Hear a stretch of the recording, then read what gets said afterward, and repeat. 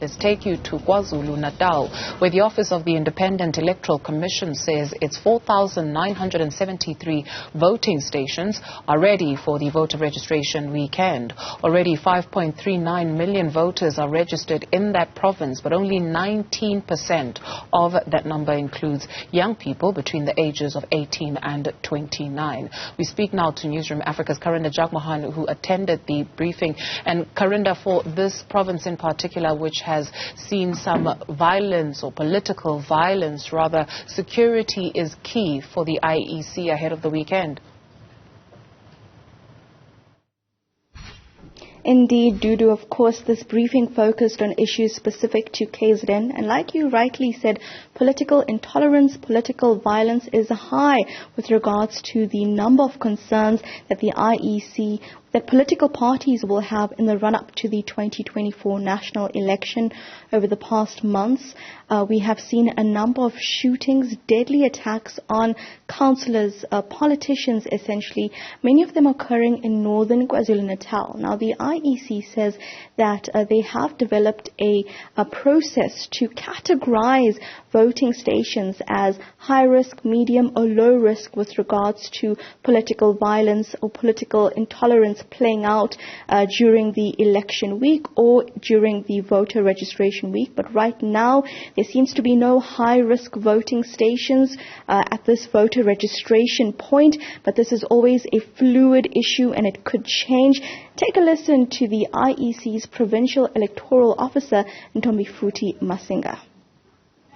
Luckily, we work with the security establishments in this province through the provincial joints and the elections priority committee, where we engage the various arms of the security cluster, and they are able to then categorize voting stations going into a major event like the elections. It's either high, medium or low profile voting stations dependent on the level of tensions that have been observed. Luckily, going into the registration weekend, we do not have any voting stations that have been categorized as high profile, which is quite common going into the registration weekend. But we do expect that the situation might change going into elections, because there is a tendency for people who have got grievances around service delivery to want to use elections to voice out their grievances. And I do expect that at some point, as we get closer to the elections, we may have situations where we may need to intervene with the security established to make sure that we have stability and an environment that is conducive for us to deliver a decent election in the province. Now, the IEC has also had their work cut out for them with regards to the current municipal redemarcation of ward boundaries. So in certain areas of the province, ward boundaries have changed. They're being redemarcated, and so citizens have to be registered to vote again because their voting station address might have changed. So over the past months, the IEC has managed to re-register at least 33,000 people, but they have seen some issues with regards to crime. We know KZN has a high crime rate. So very recently in Ilovo, just south of Durban, there was an incident where 2 IEC staff members were robbed of their machinery. So 2 assets were taken. Fortunately, by the end of the day, those culprits were found, they were arrested, and the stolen goods recovered. But the IEC just commenting on the safety of their staff this weekend, Ms. Ntombifuthi Masinga had this to say. There is always a concern around the issues of crime.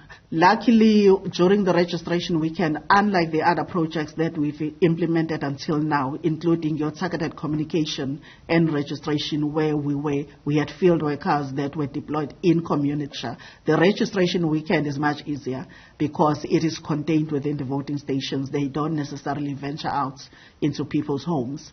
But working with the SAPS, whilst they may not deploy, they may not have static deployments as such in voting stations like they do in elections. They do patrol around our voting stations so that they are within easy reach of our staff should there be a need for them to get the service of the SAPS. So we are quite cautious of that.